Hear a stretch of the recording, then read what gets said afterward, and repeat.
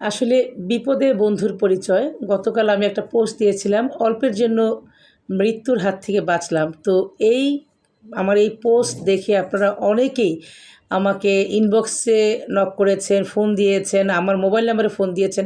আসলে আপনারা যে আমাকে এতটা ভালোবাসেন তা কখনোই আমি বুঝতে পারিনি।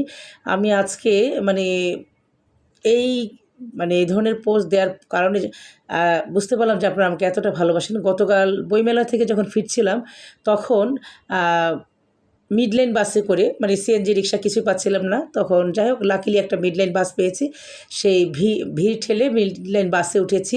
তো মিডল্যান্ড বাসটা কিন্তু খিলগাঁও ফ্লাইওভারের উপর দিয়ে যাওয়ার কথা ছিল। সে ফ্লাইওভারের উপর দিয়ে না গিয়ে নিচ দিয়ে গিয়েছে এবং ওই মুহূর্তে কিন্তু ট্রেন আসছিল।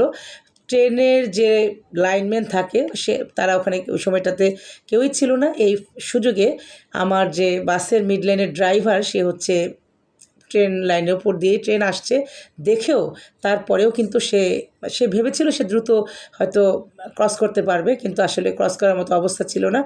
জাস্ট অল্পের জন্য আমরা বেঁচেছি। মানে কি একটা অবস্থা। এবং ওই সময়টায় হচ্ছে বাসটা ট্রেন লাইনের মধ্যে সামহাও কোনোভাবে আটকে গিয়েছিল। ড্রাইভারও কোনোভাবে বাসটা আগাতে পারছিল না।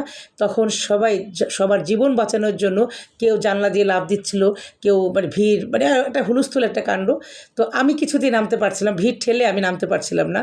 তো আমি এবং আমার মতো বেশ কয়েকজন মানুষ নারী ওখানে ছিল।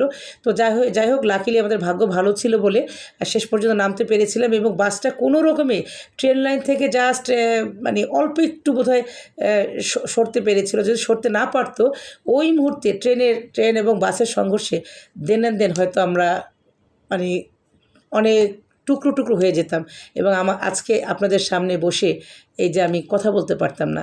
সো এই যে গতকালকের এই ঘটনাটা আসলে আমি এখনও মন থেকে মুছে ফেলতে পারিনি।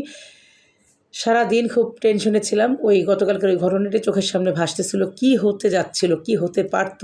আজকে হয়তো আমি মাটির নিচে থাকতাম। তো আল্লাহর কাছে হাজার শুকর, এটা হলো বোনাস লাইফ, বোনাস হিসেবে আপনাদের সামনে বেঁচে আছি। তো ওই সময়টা এমন একটা অবস্থা, কে কার আগে সবাই বেঁচে থাকতে চায়, কেউ মরতে চায় না। সবাই একজন আরেকজনকে ঠেলে বের হয়ে যাওয়ার একটা ব্যাপার। তো আমি এবং আরও কয়েকজন নারী আমরা বের হতে পারছিলাম না। কী যে একটা অবস্থা আসলে বলে বোঝাতে পারবো না। তো আল্লাহর কাছে হাজার শুকর যে আল্লাহ বাঁচিয়েছেন এবং আপনাদের প্রত্যেকের দোয়ায় বেঁচে গিয়েছি। তো আপনারা যে আমাকে এতটা ভালোবাসেন, আপনাদের ঋণ কখনো শোধ করতে পারবো না। আপনাদের প্রত্যেকের প্রতি অনেক অনেক কৃতজ্ঞতা রইল। সবাই আমার জন্য দোয়া করবেন।